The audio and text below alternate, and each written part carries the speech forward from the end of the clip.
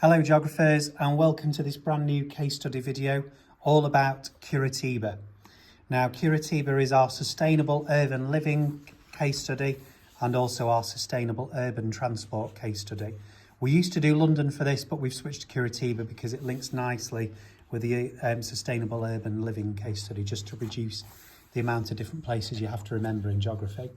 So this is all part of paper 2. And this is from the Urban Challenges unit. Okay, and this is the last bit you do in Urban Challenges. Now, Urban Challenges contains a 9-mark question, and therefore it could be at some point about Curitiba. It was in 2024, and it could be again over the next few years. So let's put Curitiba into a geographical context. First of all, it is a city in Brazil.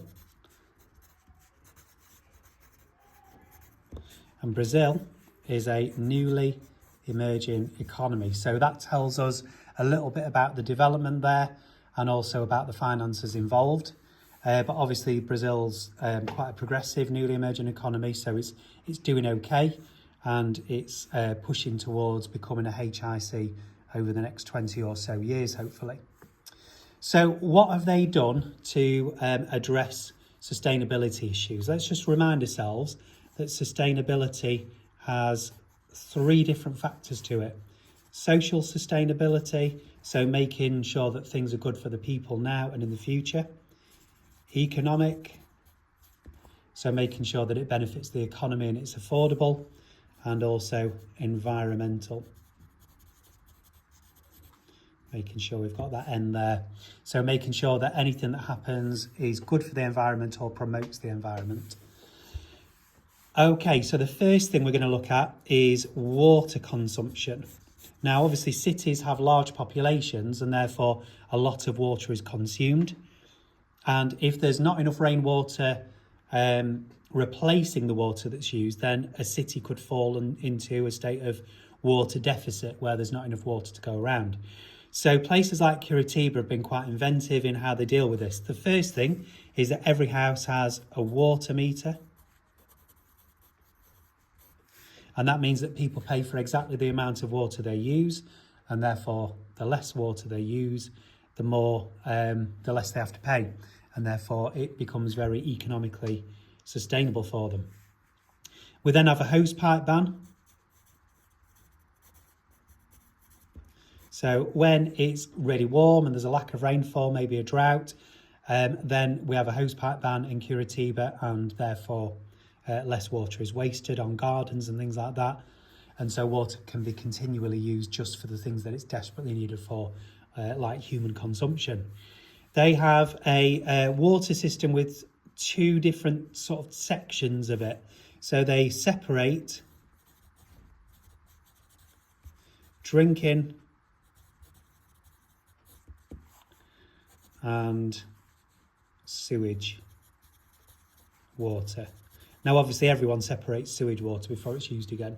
But what they do is they have drinking water in one load of pipes, and then water that can be used for sewage, so for toilets, flushing and industries and various things like that, in a different water system. So that the cleaner water they don't need as much of, and therefore that saves a lot of money, making it economically sustainable. They've developed a park called Barigui Park, which is the biggest park in Curitiba, which we'll look at again in a minute. However, Barigui Park is designed so it can absorb rainwater.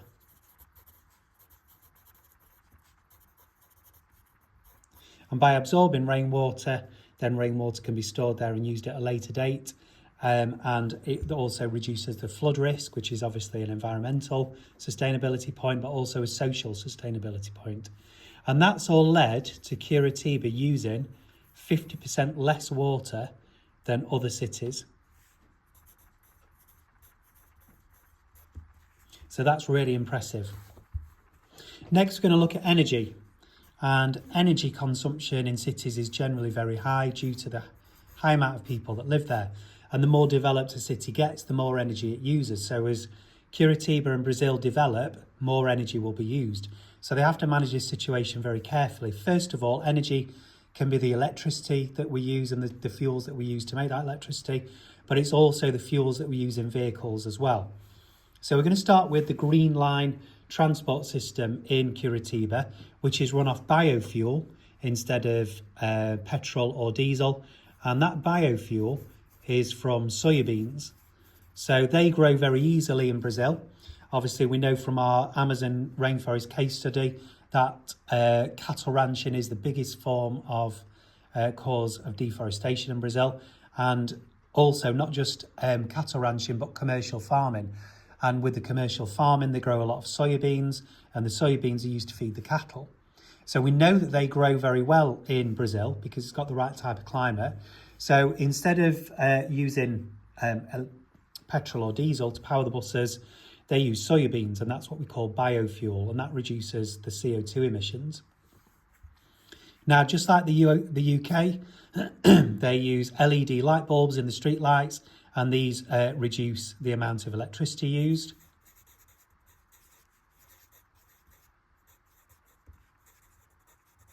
So less electricity is used from street lights. This is a really impressive one. This is hydroelectric power, HEP. This is where you store water in big reservoirs and then you put it through a turbine as it comes through a dam, and that turns a turbine, that creates electricity. And they use it really, really well there. We usually use it in places like Scotland, Northern England, Wales, places which are quite mountainous, but not usually near big cities. Whereas in Curitiba, they're using it right next to the city. And 84% of their energy comes from hydroelectric power.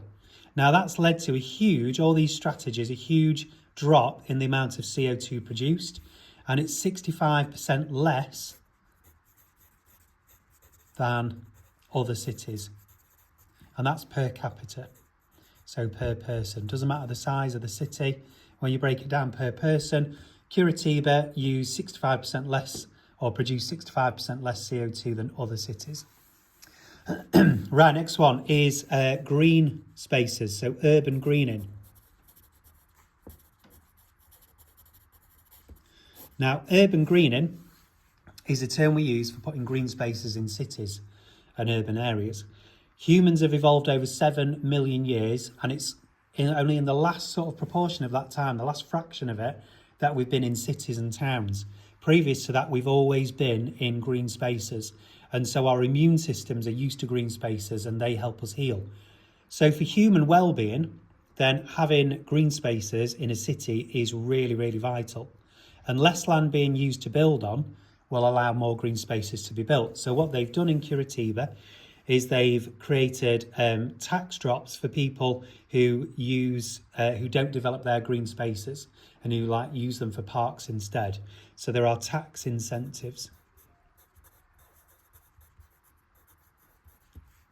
Okay, so tax incentives, therefore, if you've got a plot of land and you allow it to be used as a park, then you'll get a tax break.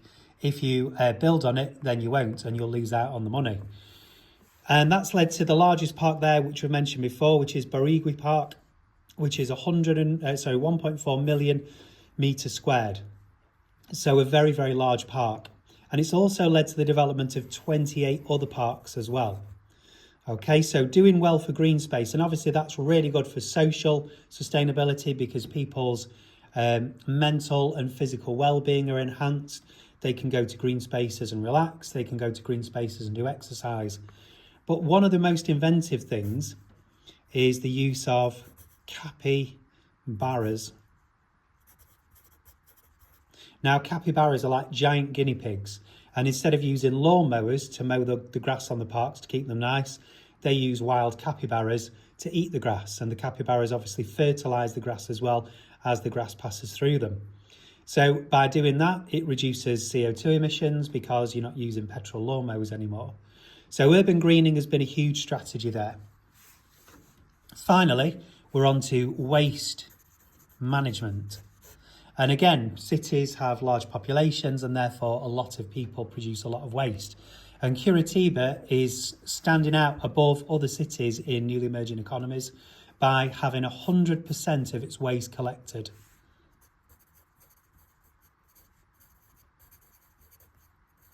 Now, not only that, They because when we collect a lot of our waste, if it's not recycled, it goes to landfill, and roughly sort of half of your waste in your bins at home ends up in landfill. In Curitiba, 70% is recycled. Now that is a huge proportion of that waste. That means only 30% goes to either landfill or incineration. 70% recycling is astonishing. That's a huge amount. Now, how do they promote recycling? Well, what they do is they use this strategy called the Green Exchange. And in the Green Exchange, for every 4 kilograms of waste that you recycle, you get free bus tickets.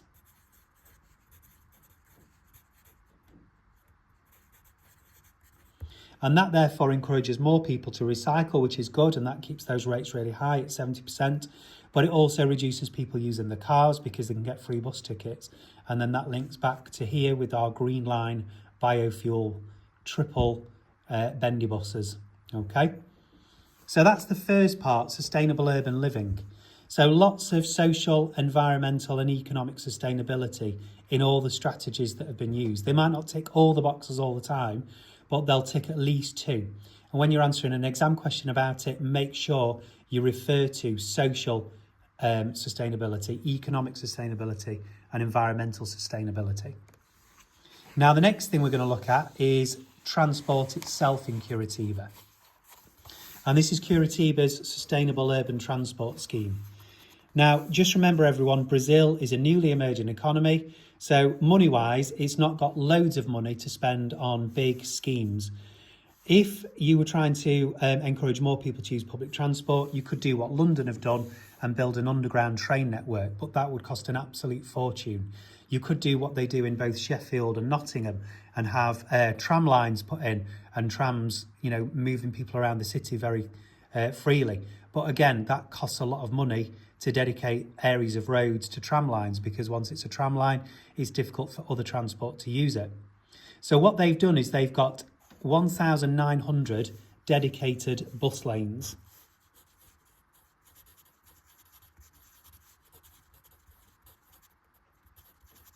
Now, these are where cars aren't allowed to go, and these dot around the whole of the city centre, and then the sort of suburbs of the city as well. And it's where these Green Line biofuel buses go. Each bus has a huge capacity of 250 passengers. If you think of a double decker that we have at school, they normally carry about 60 people on average, maybe up to 80 if they're a bit crowded. These carry 250 passengers. It's more like a small train or, several trams rather than one bus. And again, powered by biofuel, so very sustainable.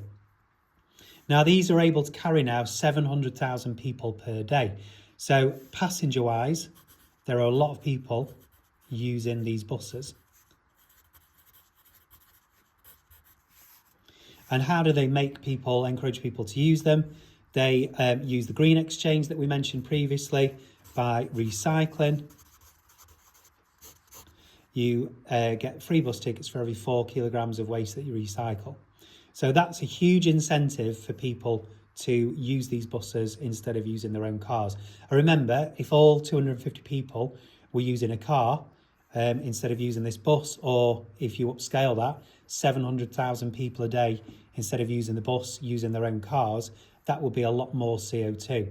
And this, again, has helped drop CO2 levels by 25% lower, which is excellent. They've also increased pedestrianised areas.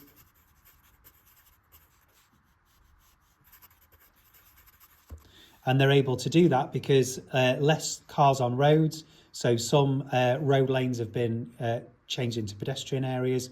And then obviously you've got your Green Line biofuel bus lane. They also, as we've said before, use soya as their biofuel to power the buses.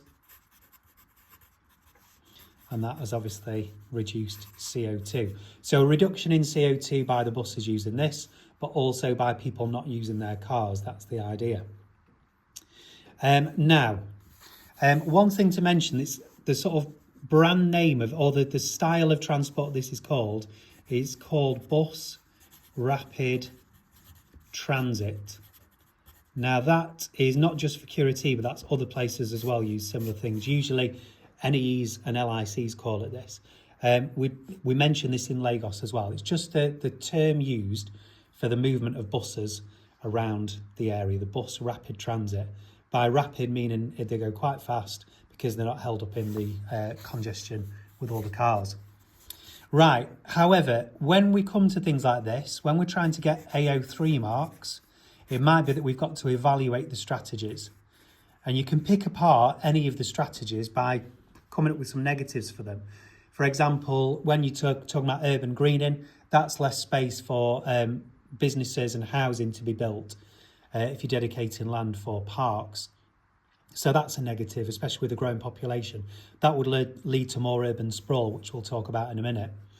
Hosepipe banning, that means that maybe some places can't grow food as easily as they normally would. With the electricity and the soybeans, that means that possibly areas of rainforest are being deforested to grow the soybeans to then use as a biofuel. So by being positive for the environment in one way, it's taken away in another way by deforestation. So lots of different things that you can argue against with this. But with the Sustainable Urban Transport Scheme, a couple of negatives is that, first of all, we've got urban sprawl. Brazil is a newly emerging economy, so the cities in Brazil are growing very rapidly. So rapid urban growth, and that's led to urban sprawl. And because of that, then the areas on the edge of Curitiba haven't got these bus lanes there, and therefore it's not practical for the people who live there to use the bus. So, no bus lanes in rural urban fringe. Okay, so that limits capacity. They've also noticed within the area, with these 700,000 people a day, within the areas where the buses do run, we've got overcrowding. Now remember, this is in a tropical country with a very warm climate. Lots of people on a bus, that can be quite uncomfortable. Overcrowding wise, very, very warm, especially if people are having to stand up as well. So just like buses and the tube system in our country, where people often have to stand up, that's the same here, although we're in a tropical climate where it's really, really warm. But also, this is a huge one for Brazil. As it's a newly emerging economy, car ownership levels have increased. So more people, aspirationally being able to afford buying a car, and they're wanting to use their own car instead of being on the buses that are starting to get a bit crowded. So by owning your own car, you've got that comfort. You can listen to what you want on the radio. You can put your air conditioning on. You can come and go as you please. Whereas on the Green Line buses, you're obviously having to stick to a certain route and it might take longer. So as Brazil increases its development and more people earn more money, then car ownership levels will increase, and that could cause a problem. So that's the two big elements of our Curitiba case study. So a lot of strategies have been put in place in Curitiba to make it more sustainable, both socially, economic and environmentally. And also they've got their own sustainable urban transport scheme, the kind of thing that Lagos would like to be able to do a bit better. Curitiba are already doing, and it's had a lot of benefits, 25% lower CO2 as a result, biofuel being used, lots of bus lanes and ways of giving away free tickets to make people recycle. So a lot of overlap between these two things. But then remember your AO3s, remember to criticise, remember to pick fault in things. Even if it's nothing that I've said on here, you can pick fault in things by just being very critical over them and thinking of the flaws of those kind of strategies. Okay, everyone, thank you for listening and good luck.